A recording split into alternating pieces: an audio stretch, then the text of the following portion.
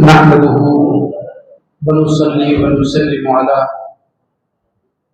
رسوله النبي الأمين المكين الحميد الكريم الرحيم. أما بعد فأعوذ بالله من الشيطان الرجيم. بسم الله الرحمن الرحيم. وقال الله تبارك وتعالى: وَإِذِ ابْتَلَى إِبْرَاهِيمَ رَبُّهُ بِكَلِمَاتٍ فَأَتَمَّهُنَّ. صدق اللہ العظیم. معزز و مکرم سامعین محتشم، ماہ ذی الحج میں سب سے زیادہ تذکرہ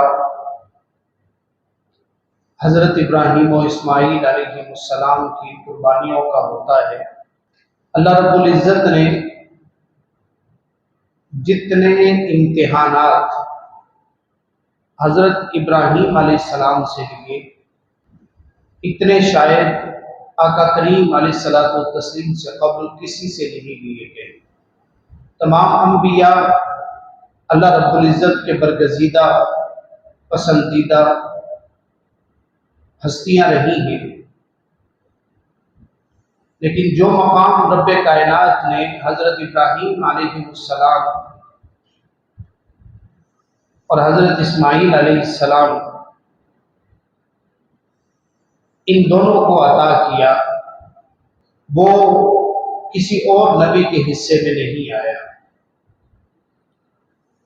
سب سے بڑی عظمت وہ یہ کہ حضرت ابراہیم علیہ السلام کے بعد جتنے بھی نبی آئے وہ سب کے سب حضرت ابراہیم علیہ السلام کی اولاد میں سے تھے. اسی وجہ سے آپ کو جد الانبیاء کہا جاتا ہے کہ آپ ماں بعد آنے والے تمام کے تمام انبیاء کے بڑے اور جد ہیں. اللہ رب العزت نے آپ سے کئی امتحانات لیے، کئی قربانیاں آپ سے مانگی. آج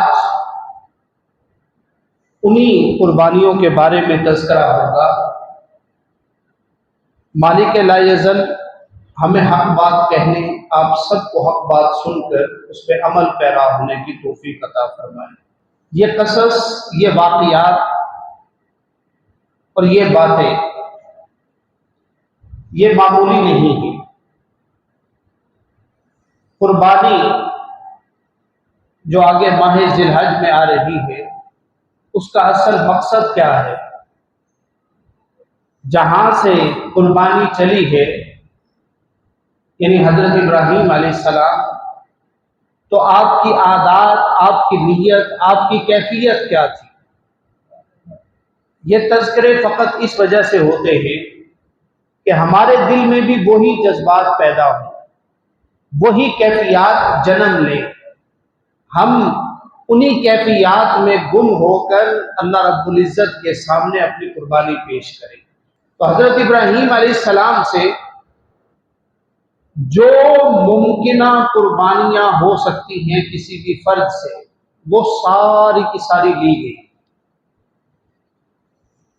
کسی سے اللہ رب العزت نے جان کی قربانی لی ہے، کسی سے اللہ مال کی قربانی لیتا ہے، کسی سے وطن کی قربانی لیتا ہے، اور کہیں ایسا ہوتا ہے کہ اللہ اولاد کی بھی قربانی لے لیتا ہے. تو یہ فردن فردن تو ہر ایک کے حصے میں آ جاتی ہے، لیکن ساری چیزیں مل کر فقط حضرت ابراہیم علیہ السلام کے حصے میں آئی کہ انہوں نے یہ چاروں کی چاروں قربانیاں اللہ کے راستے میں پیش کی. اللہ رب العزت نے امتحانات لیے، قربانیاں مانگی. وَإِذِ ابْتَلَى إِبْرَاهِيمَ رَبُّهُ بِكَلِمَاتٍ، اور اللہ رب العزت نے چند کلمات کے ساتھ حضرت ابراہیم علیہ السلام کو آزمایا، ان کا امتحان لیا، فَأَتَمَّهُنَّ، وہ سارے کے سارے امتحانات میں پاس ہو گئے۔ جو جو قربانیاں اللہ رب العزت نے ان سے مانگی، انہوں نے سب کی سب اللہ کے راستے میں پیش کر دی۔ پھر اللہ رب العزت نے خوش ہو کے فرمایا، قال انی جاعلک للناس اماما، اے ابراہیم تم نے سارے امتحانات کو پاس کر لیا ہے، تم ایک ایک کیفیت میں سے گزر چکے ہو۔ اب انعام یہ ہے کہ اللہ آنے والی ساری مخلوقات کے لیے آپ کو امام بنا رہا ہے۔ اور یہی وجہ ہے کہ ہم میں، اہل اسلام میں، آج تک حضرت ابراہیم علیہ السلام کی بیشتر سنتیں چل رہی ہیں۔ جو سنتیں انہوں نے آغاز کی وہ سب کی سب تقریباً آقا کریم علیہ الصلوۃ والتسلیم کی امت میں چل رہی ہیں۔ آپ کی مختلف آزمائشیں ہوئی، بچے تھے، چھوٹے سے بچے، ایک دن میدان میں بیٹھے ہوئے، کہا کہ میرا خدا کون ہو سکتا ہے، میرا رب کون ہو سکتا ہے، میرا معبود کون ہو سکتا ہے جس کے سامنے میں سر تسلیم خم کروں، جس کے سامنے میں عبودیت کا اظہار کروں، جس کے سامنے میں اپنی عبادت پیش کر سکوں۔ تو دیکھا دن کا وقت تھا، تو سب سے بڑی شے سورج نظر آئی کہ جو ساری کائنات کو روشن کر رہا ہے۔ تو کہا کہ ہو سکتا ہے یہ میرا رب ہو، جو ہر چیز کو روشنی دے رہا ہے، ہو سکتا ہے یہ میرا خدا ہو۔ لیکن جب شام ہوئی، سورج ڈوب گیا، پھر اپنے تئیں بات کرتے ہیں، چھوٹے سے بچے ہیں ابھی 7-8 سال کے، کہ جو چیز غروب ہو جائے وہ خدا نہیں ہو سکتی۔ پھر بیٹھے ہیں، رات کا وقت ہوا، ستارے ٹمٹمانا شروع ہو گئے، اور ان ستاروں میں ایک چاند وہ حد سے زیادہ روشن، کہا کہ ان ستاروں میں سب سے زیادہ چمکنے والا چاند ہے، یہ میرا خدا ہو سکتا ہے۔ فلما افل قال لا احب الافلین، ایک وقت آیا کہ چاند بھی غائب ہوا، اگلے دن پھر سورج نکل آیا۔ تو فرماتے ہیں کہ جو چیز غروب ہو جائے، جس کی روشنی ختم ہو جائے، وہ کبھی خدا نہیں ہو سکتا۔ یہ سب سے پہلا امتحان تھا جو اللہ رب العزت نے حضرت ابراہیم علیہ السلام سے 7-8 سال کی عمر میں لیا۔ اب یہاں سے ایک بات کہ دیکھیے، شعور کا عالم یہ ہے کہ 6-7 سال 8 سال کی عمر میں وہ خدا کی وحدانیت کو تلاش رہے ہیں، وہ رب ذوالجلال کی وحدانیت کو دیکھ رہے ہیں، پرکھ رہے ہیں۔ ہمارے بچوں کے اندر یہ کیفیت کیوں پیدا نہیں ہوتی؟ ہمارے بچے اس قابل کیوں نہیں ہوتے کہ وہ رب ذوالجلال کی ذات کے متلاشی ہوں؟ ہم تو بچے جوان کر دیتے ہیں، ان کے ذہنوں کے اندر یہ سوال تک نہیں آتا کہ خدا کس کیفیت میں ہے، خدا کون ہے، میں نے اس کو کیسے پانا ہے۔ یہ تو جب ہماری عمروں میں پہنچتے ہیں، جب دنیا کے دھکے کھاتے ہیں، 2 تھپیڑے ادھر سے پڑتے ہیں، دنیا کے 2 تھپیڑے ادھر سے پڑتے ہیں، پھر خدا یاد آتا ہے۔ اگر کوئی تکلیف نہ پہنچے، رنج نہ پہنچے، تو خدا کا کوئی علم ہی نہیں ہوتا، پتہ ہی نہیں لگتا کہ خدا بھی کوئی ہے۔ پھر اللہ آزماتا ہے، وَلَنَبْلُوَنَّكُمْ بِشَيْءٍ مِّنَ الْخَوْفِ، کبھی اللہ خوف دیتا ہے، وَالْجُوعِ، کبھی بھوک دیتا ہے، افلاس دیتا ہے، کاروبار میں مندی دے دیتا ہے، کاروبار میں کمی دے دیتا ہے، وَنَقْصٍ مِّنَ الْأَمْوَالِ، کبھی کاروبار میں گھاٹا ہو جاتا ہے، وَنَقْصٍ مِّنَ الْأَمْوَالِ وَالْأَنفُسِ وَالثَّمَرَاتِ، کبھی ایسا ہوتا ہے کہ اللہ کسی بہت قریبی رشتے کو اٹھا لیتا ہے، اور کبھی ایسا ہوتا ہے کہ اللہ فصلوں میں نقصان کر دیتا ہے۔ یہ اللہ مختلف طریقے سے آزماتا ہے کہ بندہ اس کیفیت میں کیا مجھے یاد کرتا ہے یا نہیں۔ یہ ڈیفرنٹ ٹیسٹر اللہ لگاتا ہے۔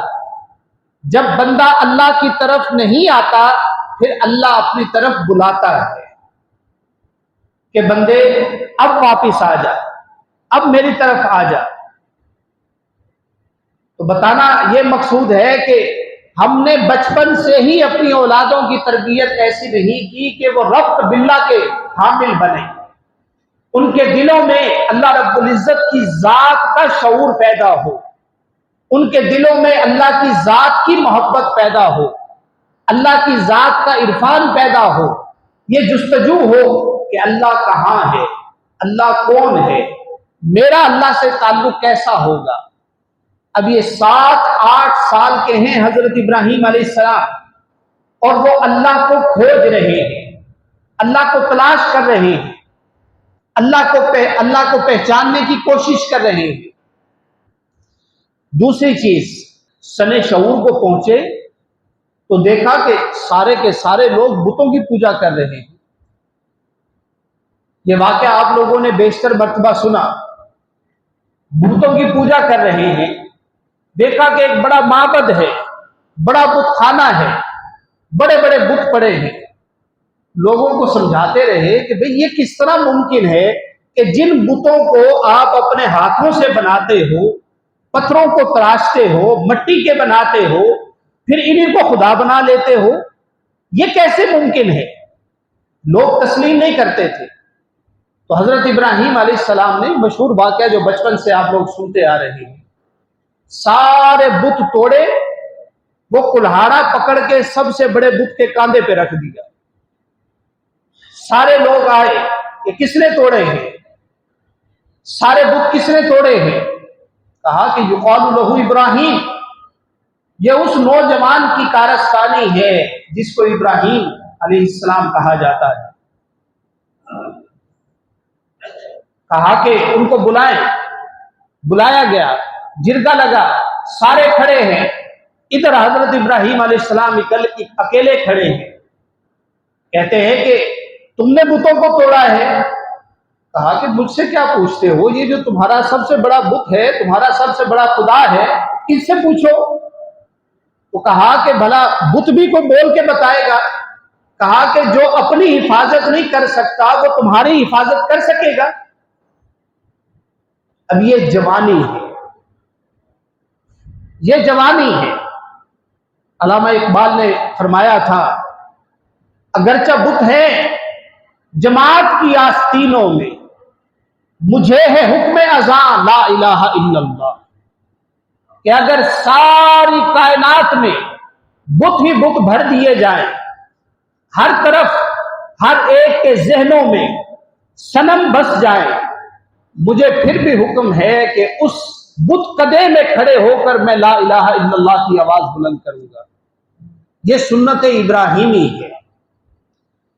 اس کے بعد پھر نمرود کے ساتھ مقابلہ ہوا، اور سب سے بڑھ کر انسان کے پاس ایک جان ہوتی ہے، اور اللہ نے ایسا امتحان لیا کہ نمرود نے آگ جلائی اور حضرت ابراہیم علیہ السلام کی ظاہری طور پہ جان بھی لے لی، آگ کے اندر پھینکوا دیا۔ لیکن جب آگ کے اندر پھینکا گیا، وہاں پھر اللہ رب العزت نے امتحان لیا حضرت ابراہیم علیہ السلام کا، کہ اس آگ میں حضرت ابراہیم علیہ السلام کی کیفیت کیا ہے۔ ایک فرشتہ آتا ہے کہ ابراہیم علیہ السلام میں اللہ کی طرف سے بھیجا گیا ہوں، اگر آپ کہیں تو میں ابھی آسمانوں سے بارش برسا دیتا ہوں، یہ آگ بند ہو جائے گی۔ آپ کیا کہتے ہیں؟ کہا کہ تمہیں کس نے بھیجا ہے؟ اللہ نے بھیجا ہے۔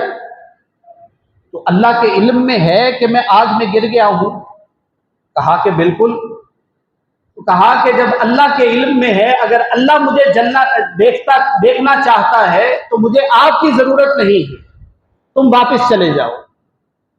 ہواؤں کا فرشتہ آیا، اس نے کہا کہ اگر آپ حکم دیں تو میں ہوا کے ذریعے اس آگ کو بجھا دوں۔ تو کہا کہ اللہ کے علم میں ہے؟ کہا جی اللہ نے تو بھیجا ہے۔ تو کہا کہ میرے لیے اللہ کافی ہے۔ پھر اللہ نے کیسے امتحان میں کامیاب کیا؟ قلنا یا نار کونی بردم وسلاما علی ابراہیم، اے آگ ابراہیم علیہ السلام پر ٹھنڈی ہو جا، سلامتی والی ہو جا، سکون والی ہو جا، کہ میرے ابراہیم کو ذرہ برابر تکلیف نہیں پہنچنی چاہیے۔ وہی آگ جو ہر ایک کو نقصان دیتی ہے، وہ آگ حضرت ابراہیم کے لیے گلزار بن گئی، وہ باغ بن گئی۔ روایات میں ہے کہ کسی نے دیکھا کہ حضرت ابراہیم علیہ السلام آگ کے اندر چل رہے ہیں۔ کہا کہ آگ میں کس طرح چل رہے ہیں؟ کہا کہ دیکھا یہ گیا ہے کہ اندر سارا باغ ہے، اس باغ کے اندر حضرت ابراہیم علیہ السلام چہل قدمی کر رہے ہیں۔ برتم وسلامن، ٹھنڈی بھی ہو جا آگ، آگ کا اصل کام جلانا ہے، لیکن اللہ نے حکم دیا کہ اب تم جلاؤ گے نہیں بلکہ ٹھنڈی ہو جاؤ گی۔ اور دوسری چیز وسلامن، خالی ٹھنڈی نہیں ہونا، میرے ابراہیم کے لیے سلامتی کا ذریعہ بھی بن جاتا۔ پھر جب حالات یہاں تک پہنچے تو سب سے مشکل ہوتا ہے اپنا وطن چھوڑنا۔ حضرت ابراہیم علیہ السلام نے ہجرت کر لی، وہاں سے چلے فلسطین میں تشریف لے آئے۔ حرمان آپ کا علاقہ تھا، حرمان سے چلے فلسطین میں آ کے ڈیرے ڈال لیے۔ آج بھی آپ کا مرقد اقدس، روضہ اقدس فلسطین میں ہے حضرت ابراہیم علیہ السلام کا۔ اس کے بعد پھر عمر ہو گئی 70 سال کے لگ بھگ۔ اللہ نے حکم دیا کہ اپنے بیوی بچوں کو لو اور مکہ مکرمہ میں چھوڑ آؤ۔ چلے گئے، بے آب و گیا جنگل تھا، وہاں اپنی اولاد کو چھوڑ دیا۔ آج ٹیلی فون والا دور ہے نا، جو باہر ہمارے بچے موجود ہیں، تو ایمانداری سے بتائیے کہ اگر 2 دن 3 دن فون نہ آئے، والدین کی کیفیت کیا ہوتی ہے؟ اور اگر وہاں کوئی بڑے ہیں کمانے والے، گھر کی خبر 2-3 دن تک نہ پہنچے تو دل کی کیفیت کیا ہوتی ہے؟ ہم اگر گھر سے باہر چلے جائیں اور پیچھے گھر کے بارے میں لمحے لمحے کی خبر کے لیے دل کتنا بے چین ہوتا ہے۔ اب یہاں عالم دیکھیے، بے آب و گیا جنگل ہے، کوئی بندہ نہ بندے کی ذات وہاں پہ ہے۔ حضرت ابراہیم علیہ السلام ایک مقام پہ پہنچے، اللہ رب العزت نے حکم دیا کہ اے ابراہیم بس یہیں پہ اپنی اولاد کو چھوڑ دے، تو واپس چلا جائے۔ تو حضرت ابراہیم علیہ السلام نے اللہ سے سوال و جواب نہیں کیے کہ اے اللہ، یہاں پہ نہ بندہ نہ بندے کی ذات، بیٹھنے کے لیے کسی سائے میں بیٹھنے کے لیے درخت بھی موجود نہیں ہے۔ اللہ، یہاں میں اپنے چھوٹے بیٹے اور اپنی بیوی کو کیسے چھوڑ کے چلا جاؤں؟ سوال تک نہیں کیا، واپس پلٹنا شروع ہو گئے۔ ہزارہ نے کہا کہ کیا آپ ہمیں یہاں چھوڑ کے جا رہے ہیں؟ خاموش، چلتے جا رہے ہیں۔ بیوی سارا پھر پیچھے پیچھے چلی، یہیں چھوڑ کے جا رہے ہیں، پھر خاموش۔ تیسری مرتبہ جب پوچھا جواب نہیں، وہیں چوٹی کے پاس آ کے بیٹھ گئی اور آ کے پھر اللہ رب العزت سے کہا کہ اے اللہ تیری مرضی، اگر تو نے اپنے نبی کو یہ کہا ہے تو میں تیری رضا پہ راضی ہوں۔ یہیں سے حضرت ابراہیم علیہ السلام واپس پلٹ گئے۔ یہ قربانی بھی بڑی قربانی تھی۔ چھٹی قربانی ایک اور تھی۔ 80 سال کی عمر کو پہنچے، اللہ رب العزت نے حکم دیا کہ اے ابراہیم اب بغیر ختنے کے اجازت نہیں ہے، ختنہ کرنا ہے۔ 80 سال کی عمر میں حکم آیا، نہ کوئی سوچا نہ کوئی دیکھا، گھر گئے، تیشہ پکڑا اور اپنے ختنے کر لی۔ تو اللہ رب العزت نے کہا، پیغام آیا، اے ابراہیم اتنی بھی جلدی کیا تھی؟ کہا کہ اے اللہ جب آپ کا حکم آ گیا تو اس میں تاخیر کی گنجائش نہیں۔ اور سب سے بڑا امتحان جو اللہ رب العزت نے اس کائنات میں کسی سے لیا وہ اپنی اولاد کے گلے پہ چھری چلانا تھا۔ اللہ رب العزت نے خواب میں دکھایا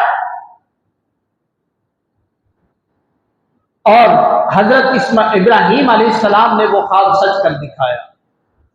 خود اپنے ہاتھ سے اپنے بیٹے کے گلے پہ چھری چلائی۔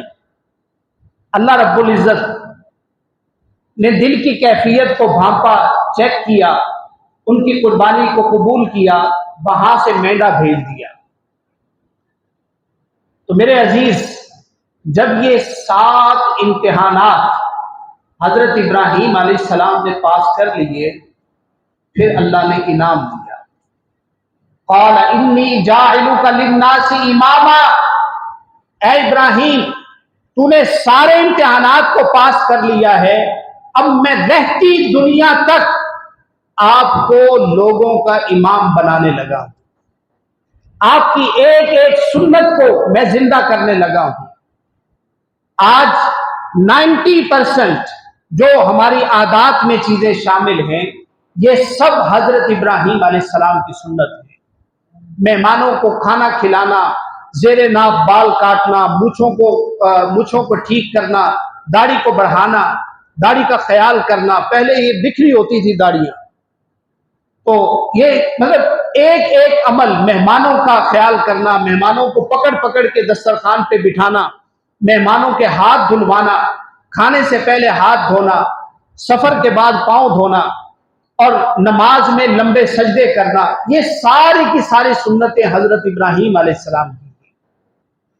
تو میرے عزیز، یہ جو قربانی ہے یہ حقیقت میں اللہ رب العزت کی طرف سے ایک ٹیسٹر ہے، ایک امتحان ہے کہ کیا بندہ اپنے مال میں سے میرے راستے میں خرچ کرے گا، کیا بندہ میرے دیے ہوئے میں سے میرے راستے میں خرچ کرنے کی استطاعت رکھتے ہوئے میرے راستے میں خرچ کرے گا، کیا بندے کو جو میں نے مال و متاع دیا اس میں سے وہ میرے راستے میں خوش دلی کے ساتھ کو خرچ کرے گا۔ تو میرے عزیز، جس کو اللہ رب العزت نے توفیق دی ہو، صاحب استطاعت ہو، وہ کوشش کرے کہ اللہ کی طرف سے اس امتحان میں کامیاب ہو، اس امتحان میں کامیاب ہونے کی کوشش کرے، جتنی استطاعت ہو اس کے بقدر چاہے کوئی حصہ ڈال لے، کسی بھی طرح سے ہو اللہ کے راستے میں قربانی لازم کرے۔ اللہ ہم سب کو حضرت ابراہیم علیہ السلام کی اس سنت پہ عمل کرنے کی توفیق عطا فرمائے، ان کی کیفیات عطا فرمائے اور ان کا اللہ رب العزت کے ساتھ تعلق ہم سب کو نصیب فرمائے، آمین۔